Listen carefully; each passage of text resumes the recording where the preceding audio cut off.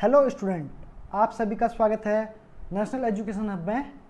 Student, हमने competition exam से related general science की सीरीज स्टार्ट की है।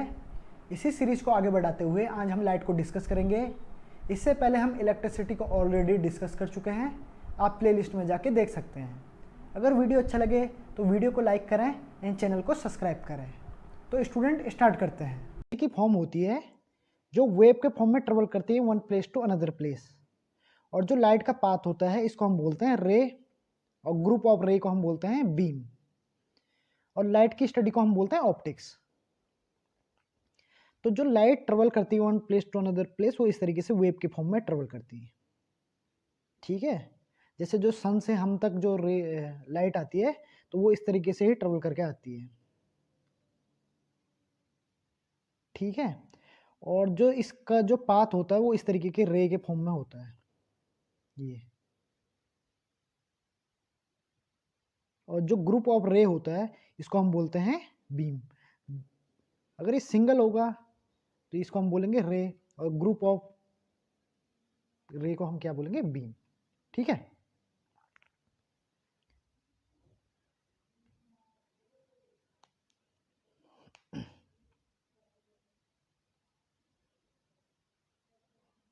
नेक्स्ट हम लाइट की प्रॉपर्टी को डिस्कस करते हैं।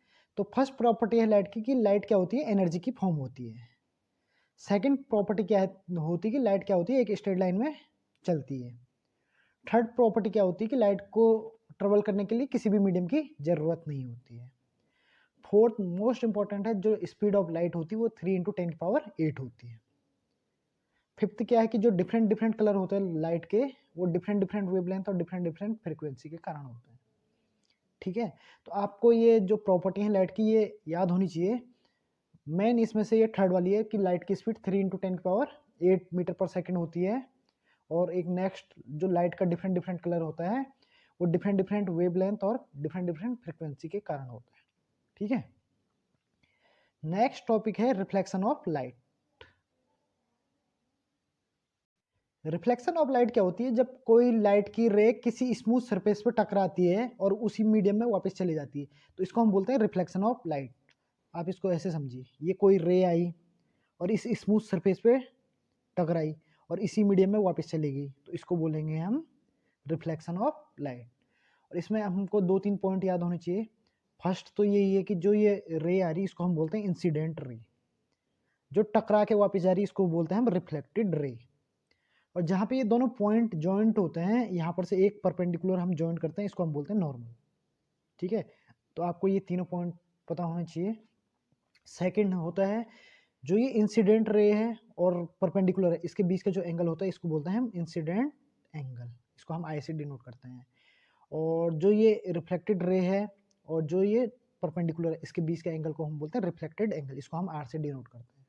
ठीक है, तो नेक्स्ट जो इसमें मोस्ट इंपॉर्टेंट है कि लॉ ऑफ रिफ्लेक्शन। स्टूडेंट, ये डायरेक्ट क्वेश्चन आता है कि रिफ्लेक्शन क्या होता है एंड लॉ ऑफ रिफ्लेक्शन को लिखिए।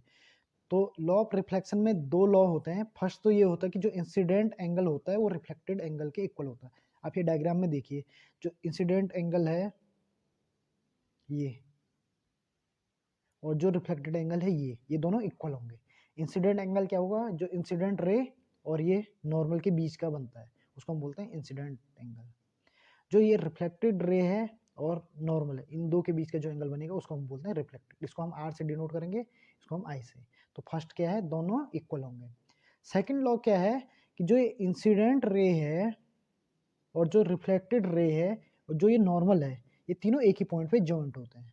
ठीक है, तो आपको ये दोनों पॉइंट याद होने चाहिए। ठीक है, तो आपको रिफ्लेक्शन समझ में आया। रिफ्लेक्शन सिंपल क्या है, जब कोई रे आती है किसी स्मूथ सरफेस पर टकराती है और उसी मीडियम में वापस चली जाती है, तो इसको हम बोलेंगे रिफ्लेक्शन। और लॉ ऑफ रिफ्लेक्शन में क्या है, इंसिडेंट एंगल और रिफ्लेक्टेड एंगल दोनों इक्वल होते हैं। और सेकंड क्या है, इंसिडेंट रे, रिफ्लेक्टेड रे और जो ये परपेंडिकुलर है इसको हम नॉर्मल बोलते हैं, ये तीनों एक ही पॉइंट पे मिलते हैं। ठीक है, ठीक है, नेक्स्ट टॉपिक है हमारा मिरर। स्टूडेंट, मिरर क्या होता है? तो मिरर एक ऐसा मैटर होता है जो किसी ऑब्जेक्ट की इमेज को प्रोड्यूस करता है। सही है, शीशा क्या होता है, वो किसी भी ऑब्जेक्ट मतलब जो भी हम जो भी चीज़ है उसका क्या बनाता है, इमेज बनाता है, तो उसको हम बोलेंगे मिरर। तो मिरर दो टाइप के होते हैं, एक होता है प्लेन मिरर, एक होता है कर्व मिरर। तो कर्व मिरर भी 4 टाइप के होते हैं, स्पेरिकल, सिलेंड्रिकल, पैराबोलिक, इलिप्टिकल। तो आपने केवल पढ़ना है स्पेरिकल मिरर। तो डिस्कस करते हैं स्पेरिकल मिरर क्या होता है। तो स्पेरिकल मिरर क्या होता है, एक कर्व मिरर जिसका रिफ्लेक्टेड सरफेस क्या हो, स्पेयर का पार्ट हो। आप इसको ऐसे समझिए, ये कोई स्पेयर है, इसका मैं पार्ट, इतना पार्ट ले लेता हूँ यहाँ से लेके यहाँ तक का। तो जो ये वाला पार्ट है, ये छोटा वाला, ये क्या बन गया, स्पेरिकल मिरर। ठीक है, जो ये हमारा ये वाला पार्ट बना है, ये छोटा वाला, ये वाला, ये क्या बन गया, स्पेरिकल मिरर। ठीक है, तो सिंपल है, स्पेरिकल मिरर क्या है, ये एक स्पेयर का पार्ट होता है। ठीक है, तो स्पेरिकल मिरर भी दो टाइप के होते हैं, एक होता है कॉनकेव, एक होता है कॉन्वेक्स। कॉनकेव मिरर क्या होता है, ये एक स्पेरिकल मिरर होता है जिसका जो रिफ्लेक्टेड सरफेस होता है वो कर्व इनवर्ड होता है, और जो आउटर सरफेस पे क्या होता है, पॉलिश होता है। आप इसको ऐसे समझिए, ये कोई स्पेरिकल मिरर है, तो जो भी इसका रिफ्लेक्टेड सरफेस होगा ये अंदर का होगा, और ये वाला बाहर वाला क्या होगा, पॉलिश सरफेस होगा। इस पे जो रे आएगी वो इस तरीके से इंसिडेंट होगी और इस तरीके से रिफ्लेक्ट होगी, ये इंसिडेंट, ये रिफ्लेक्ट। ठीक है, तो आपको बस इतना ध्यान रखना है कि जब कोई ये क्या है, स्पेरिकल मिरर है, इसका जो आउटर पार्ट है इस पे क्या है, पॉलिश है, सही है, और जो इसका ये इनवर्ट वाला पार्ट है ये क्या है, रिफ्लेक्टेड सरफेस है, ये वाला। ठीक है, जस्ट इसी का अपोजिट होता है कॉन्वेक्स। कॉन्वेक्स में क्या होता है, ये इस तरीके की सरफेस होती है, इसका इनर्ट वाले पे क्या होता है, पॉलिश होता है, और जो ये आउटर होता है ये क्या होता है, रिफ्लेक्टेड सरफेस। ठीक है, दोनों में डिफरेंस समझ में आया। ठीक है, नेक्स्ट हम बात करते हैं स्टूडेंट, यहाँ पे कुछ पॉइंट ये आपको याद रखने हैं कि सेंटर ऑफ कर्वेचर क्या होता है, पोल क्या होता है, रेडियस ऑफ कर्वेचर क्या होता है, प्रिंसिपल एक्सिस क्या होता है, फोकस क्या होता है। तो हम यहाँ पे डायग्राम के थ्रू समझते हैं, आपको ये डायग्राम दिख रहा होगा। तो स्टूडेंट यहाँ पे जो ये होता है, ये कोई स्पेरिकल क्या है, मिरर है। ठीक है, तो इसका जो ये सेंटर होता है, ये इसको हम बोलते हैं पोल। ठीक है, तो अब जो भी स्पेयर है पूरा, ये इसका जो सेंटर होता है इसी को हम बोलते हैं सेंटर ऑफ कर्वेचर। ठीक है, जो ये एक हिसाब से जो मिरर है वो क्या है, स्पेयर का पार्ट है, पूरे स्पेयर का पार्ट है, तो इसका जो स्पेयर का जो सेंटर है उसी को हम बोलते हैं मिरर का सेंटर ऑफ कर्वेचर। ठीक है, नेक्स्ट हम बात करेंगे रेडियस ऑफ कर्वेचर। तो जो सेंटर ऑफ कर्वेचर है और पोल, इन दो के जो बीच की डिस्टेंस है इसको हम बोलते हैं रेडियस ऑफ कर्वेचर। ठीक है, नेक्स्ट हम बात करते हैं फोकस। तो जो ये रेडियस ऑफ कर्वेचर है इसका जो हाफ होगा वो उसको हम बोलेंगे रेडियस ऑफ कर्वेचर। ठीक है, नेक्स्ट हम बात करेंगे प्रिंसिपल एक्सिस। प्रिंसिपल एक्सिस क्या होती है, जो ये centre of curvature of poles को ज्वाइन करता है, इसको हम बोलते हैं सेंटर ऑफ कर्वेचर। ठीक है, नेक्स्ट हम बात करेंगे फोकस। तो फोकस क्या होता है, जब कोई लाइट इस तरीके से रिफ्लेक्ट होके जिस पॉइंट से निकलती है उसको हम बोलते हैं फोकस। ठीक है, तो आपने यहाँ पे कौन कौन से पॉइंट देखे हैं, centre of curvature. Centre of curvature क्या है, जो भी ये मिरर है ये किसी स्पेयर का पार्ट होगा, तो जो स्पेयर का सेंटर होता है उसी को हम बोलते हैं सेंटर ऑफ कर्वेचर। ठीक है, ये पॉइंट मिला। तो सेंटर ऑफ कर्वेचर और पोल्स को जो ज्वाइन करता है उसको हम बोलते हैं radius of curvature. Radius of curvature का हाफ को हम बोलते हैं फोकस। ठीक है, तो फोकस क्या हुआ, जो सेंटर ऑफ कर्वेचर और पोल्स का हाफ डिस्टेंस को हम बोलेंगे फोकस। ठीक है, प्रिंसिपल एक्सिस क्या होता है, जो सेंटर ऑफ कर्वेचर और पोल्स को ज्वाइन करे। ठीक है, इतने पॉइंट क्लियर हैं, ये आपके न्यूमेरिकल में यूज होगा। तो नेक्स्ट टॉपिक है कॉनकेव मिरर को हम डीपली डिस्कस करेंगे। हमने अभी अभी पढ़ा कॉनकेव मिरर क्या होता है, जिसका रिफ्लेक्टेड सरफेस क्या हो, इन्वर्ट हो, और पॉलिश सरफेस आउटवर्ड। तो आप इसको ऐसे देखिए, एक सेकेंड, ये इस तरीके से, सही है।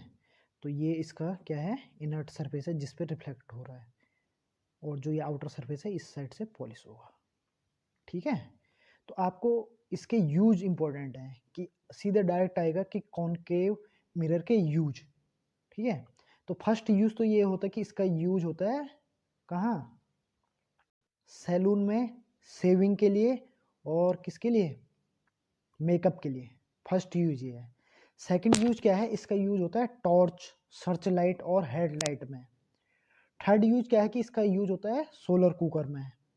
फोर्थ इसका यूज है, इसका यूज डॉक्टर करते हैं अपने हेड मिरर में, किसी ENT में जहाँ पे आइस, ईयर और नोज की हम उनको डीपली स्टडी करनी होती है।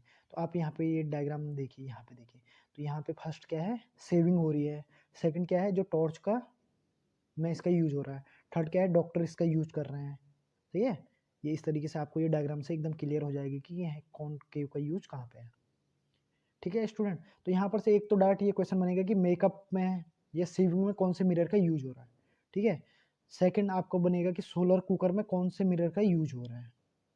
ठीक है, थर्ड आपका ये बन सकता है कि जो टॉर्च होता है या हेडलाइट, गाड़ी की जो हेडलाइट होती है वहाँ पे किसका यूज होता है। तो आपको ये मेन ये 3 पॉइंट याद होने चाहिए कि गाड़ी के हेडलाइट में किसका यूज होता है, मेकअप में किसका यूज होता है और सोलर कुकर में किसका यूज होता है। ठीक है, तो स्टूडेंट इसके बाद इसके कुछ पोजीशन है बहुत मोस्ट इंपॉर्टेंट है, तो ये आपको याद होने ही चाहिए। तो अब इसमें क्वेश्चन कैसे आएगा कि अगर ऑब्जेक्ट हमारे इन्फिनिटी पे है तो उसकी इमेज की पोजीशन कहाँ पे बनेगी। ठीक है, इमेज का साइज क्या होगा, नेचर ऑफ इमेज कैसा होगा। तो हम फर्स्ट डिस्कस करेंगे जब ऑब्जेक्ट कहाँ पे हो, इन्फिनिटी पे हो। तो आप यहाँ पे देखिए, अगर ऑब्जेक्ट इन्फिनिटी में हमें ऑब्जेक्ट का साइज का कोई पता नहीं है, तो ये फर्स्ट वाला जो डायग्राम है ये किसका है, जब ऑब्जेक्ट किस पे है, इन्फिनिटी पे है। तो आप इसको देखिए, तो यहाँ पे जो इसकी ऑब्जेक्ट की इमेज बनेगी वो फोकस पे बनेगी। सही है, यहाँ पे देखिए आप, ये लाइट आई यहाँ से और रिफ्लेक्ट हो गई, यहाँ से फोकस से निकल गई। तो ये क्या होगा, इसका जो इमेज की पोजीशन है वो फोकस पे बनेगी और ये हाईली डिमिनिश्ड होगी, मतलब ये बहुत छोटा होगा, हमें दिखेगा नहीं। तो ऑब्जेक्ट इन्फिनिटी का मीनिंग कि ऑब्जेक्ट इतने डिस्टेंस पे है कि हमें दिख ही नहीं रहा। सही है, तो उसकी इमेज भी नहीं दिखेगी, सिंपल सी बात है। तो जो नेचर ऑफ इमेज होगा वो होगा रियल एंड इनवर्ट। ठीक है, सेकंड पॉइंट है कि अगर जो ऑब्जेक्ट है वो बियॉन्ड द सी है, मतलब सेंटर ऑफ कर्वेचर से कुछ डिस्टेंस पे है, ये सेकंड वाला। तो इसके जो इमेज बनेगी कहाँ पे बनेगी, सी और एफ के मिड में। ठीक है, आपको यहाँ पे दिख रहा होगा कि जो इसकी इमेज बन रही है कहाँ पे बन रही है, सी और एफ के बीच में ये इमेज बन रही है। ठीक है, और ये किसके इक्वल होगी, इसके मतलब इसका साइज क्या होगा, डिमिनिश्ड होगा, ये भी बहुत छोटा होगा। और इसका नेचर कैसा होगा, रियल और इनवर्ट। थर्ड मोस्ट इम्पोर्टेंट है स्टूडेंट कि जब ऑब्जेक्ट क्या हो, सेंटर ऑफ कर्वेचर पे हो, तो उसका साइज क्या होता है, जितना ऑब्जेक्ट का साइज होगा उतना ही किसका साइज होगा, इमेज का भी। ठीक है, तो आपको ये थर्ड पॉइंट याद रखना है, मोस्ट इम्पोर्टेंट है। ठीक है, और नेक्स्ट है कि अगर ऑब्जेक्ट सी और एफ के बीच में है तो अब जो इमेज बनेगी वो कहाँ पे बनेगी, बियॉन्ड द सी। ठीक है, और जो इमेज बनेगी वो कैसी बनेगी, मैग्नीफाइड, मतलब थोड़ा सा बड़ी बनेगी, और नेचर रियल एंड इनवर्ट। तो आपको नेक्स्ट है कि अगर ऑब्जेक्ट कहाँ पे है, फोकस पे है, तो इसका जो इमेज बनेगी वो इन्फिनिटी पे बनेगी और हाईली मैग्नीफाइड बनेगी, मतलब बहुत बड़ी बनेगी। सही है, और जब ऑब्जेक्ट एफ और पी के बीच में है, फोकस और पोल्स के बीच में, तो बिहाइंड द मिरर बनेगा, मैग्नीफाई बनेगा और वर्चुअल एंड इरेक्ट बनेगा।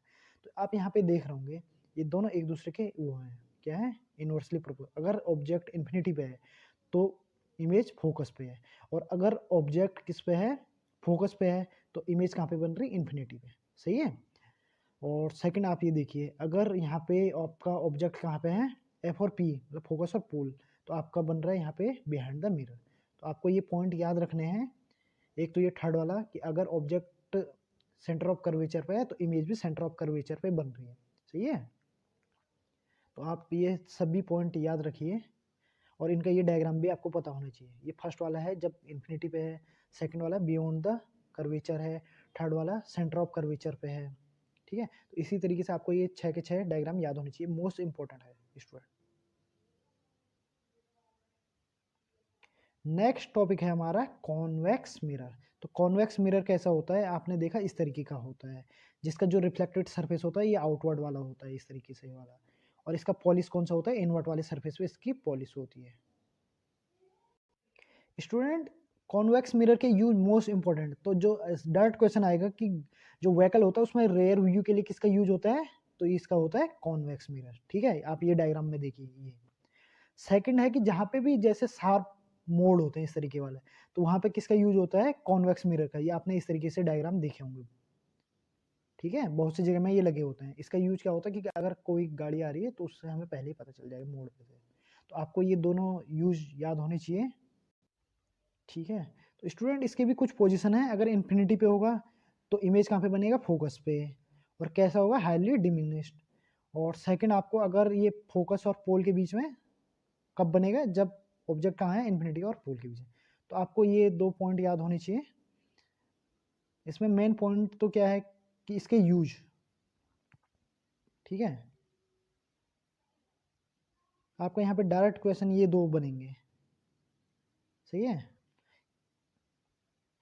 नेक्स्ट मोस्ट इंपॉर्टेंट टॉपिक है स्टूडेंट जो ये साइन वाला है।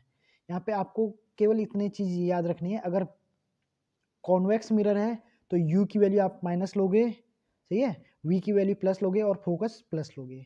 कॉनकेव मिरर है तो तीनों चीज माइनस। इसका रीजन मैं आपको बताता हूँ, आप ये डायग्राम में आइए।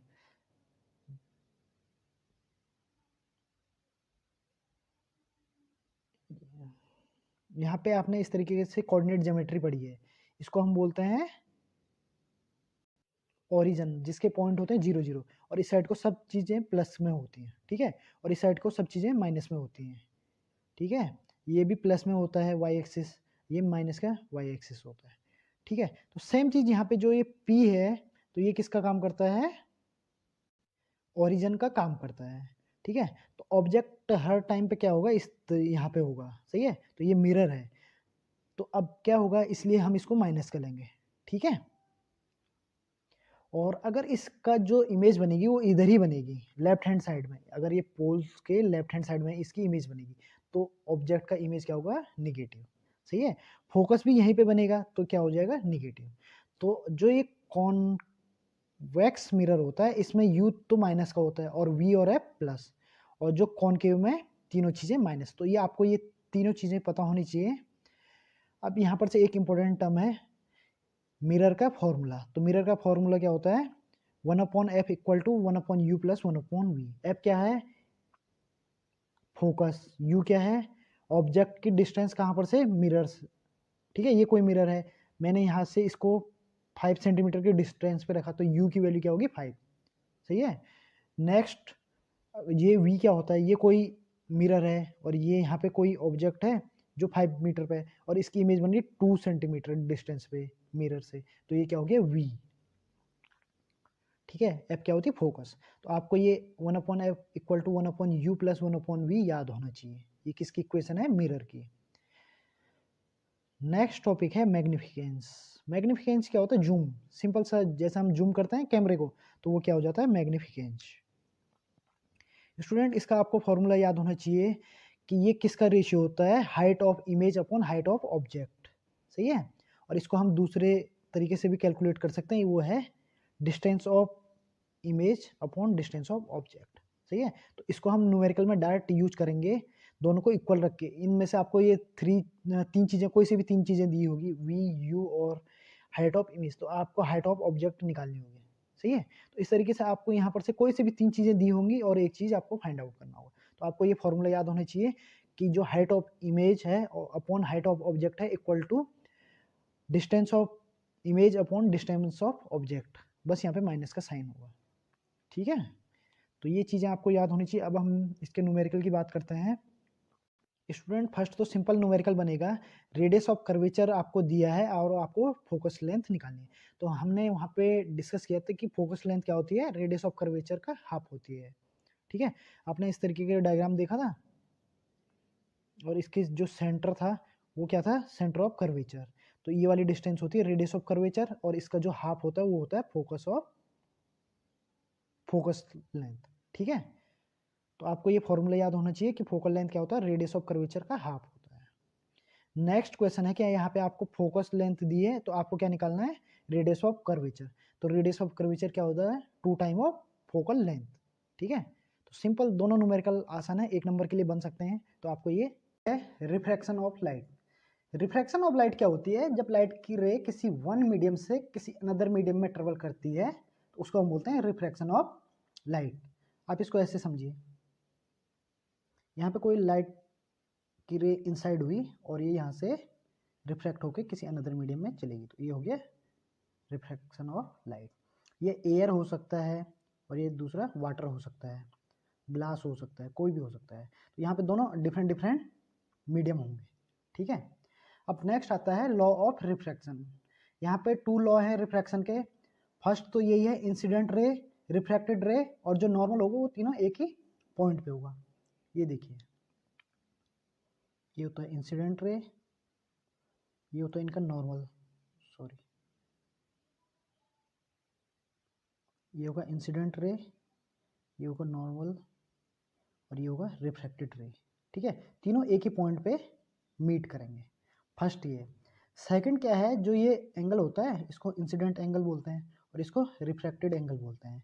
तो साइन ऑफ इंसिडेंट एंगल और साइन ऑफ रिफ्रैक्टेड एंगल का जो रेशियो होगा वो इन दोनों मीडियमों के रिफ्लेक्टिव इंडेक्स के रेशियो के इक्वल होगा। μ2 है, ये सेकंड मीडियम का रिफ्लेक्टिव इंडेक्स है, जो μ1 है वो फर्स्ट मीडियम का रिफ्लेक्टिव इंडेक्स है, ठीक है। और जो ये आई है ये क्या है, इंसिडेंट एंगल, और आर क्या है, रिफ्रैक्टिव एंगल, ठीक है। तो आपको ये दोनों लॉ समझ में आ गए होंगे, ठीक है। अब हम देखते हैं रिफ्रैक्टिव इंडेक्स होता क्या है। तो रिफ्रैक्टिव इंडेक्स रेशियो होता है speed of light in air to speed of light in a particular medium, ठीक है।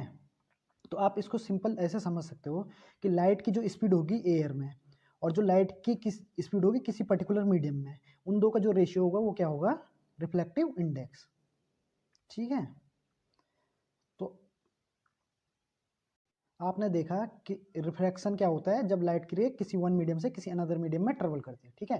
फिर आपने देखा law of refraction. Law of refraction में क्या होता है, इंसिडेंट रे, रिफ्रैक्टेड रे और जो नॉर्मल होता है वो तीनों एक ही पॉइंट पे मीट करते हैं।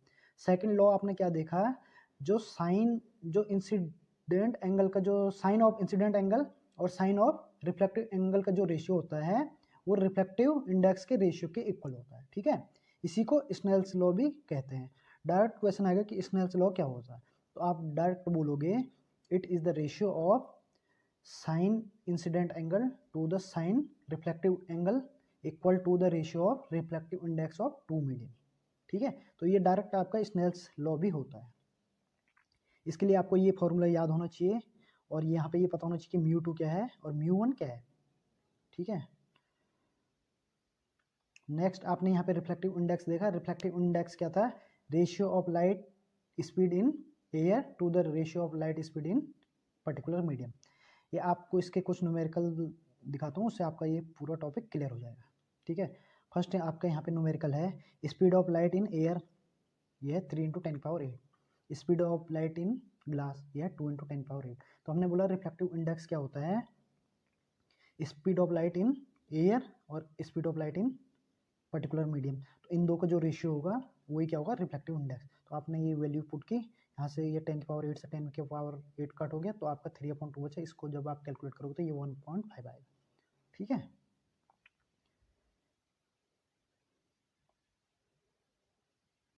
नेक्स्ट क्वेश्चन है आपका कि लाइट की जो रे है वो किसी रेयर मीडियम से किसी डेंसर मीडियम में ट्रेवल करती है, तो जो एंगल ऑफ इंसिडेंट है और एंगल ऑफ रिफ्रैक्शन है वो है 45 और 30 डिग्री। तो आपको रिफ्लेक्टिव इंडेक्स निकालना है, ठीक है, सेकंड मीडियम का with respect to first medium. तो आप इसको ऐसे के कैलकुलेट करोगे, देखो ये होता है इंसिडेंट एंगल, ठीक है, ये आर, ये दिया 45, ठीक है। और ये जब डेंसर मीडियम में जाएगा तो ये थोड़ा एंगल कम हो जाता है, तो ये है 30 डिग्री। तो आपको रिफ्लेक्टिव इंडेक्स निकालना है किसका, सेकंड का, किसके रिस्पेक्ट में, फर्स्ट के। तो आप ये डायरेक्ट यहाँ पे वैल्यू पुट करोगे। ये हमने अभी ऊपर डिस्कस किया था कि रिफ्लेक्टिव इंडेक्स क्या होता है, ये sine i upon sine r. तो आपने वैल्यू पुट की, सिंपल आपका आंसर निकल गया, ठीक है। नेक्स्ट एक क्वेश्चन और देखिए, रिफ्लेक्टिव इंडेक्स ऑफ वाटर दिया है और रिफ्लेक्टिव इंडेक्स ऑफ ग्लास दिया है। तो आपको रिफ्लेक्टिव इंडेक्स किसका निकालना है, ग्लास का निकालना है, किसके रिस्पेक्ट में, वाटर के। तो जो भी आपको जिसका भी निकालना होगा उसको आप ऊपर रखोगे और जिसके रिस्पेक्ट में निकालना है उसको आप नीचे रखोगे, सही है। तो रिफ्लेक्टिव इंडेक्स ऑफ ग्लास ऊपर, रिफ्लेक्टिव इंडेक्स ऑफ वाटर नीचे। तो आप यहाँ पे वैल्यू पुट करोगे तो इसको कैलकुलेट करोगे तो आपका आंसर आ जाएगा, ठीक है। यहाँ पे ये केवल ये 3 टाइप ऑफ क्वेश्चन बनेंगे, तो ये आपको देखना है। नेक्स्ट मोस्ट इम्पॉर्टेंट यहाँ पे जो नोट्स है, इसमें क्या है कि जब लाइट की रे क्या करती है, रेयर मीडियम से डेंसर मीडियम में ट्रेवल करेगी तो ये नॉर्मल की ओर बेंड हो जाएगी। आप इसको ऐसे देखिए, ये है कोई इंसिडेंट रे, ठीक है, और ये है रेयर मीडियम, ये है डेंसर मीडियम।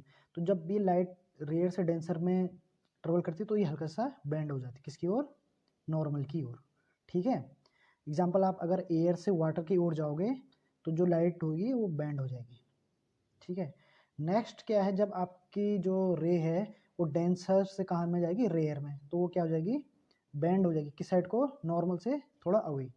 इसको ऐसे समझिए, ये फर्स्ट वाला एग्जांपल किसका है, जब यहाँ से एयर से वाटर में जा रहा है। सेकंड वाला, जब वाटर से एयर में जा रहा है।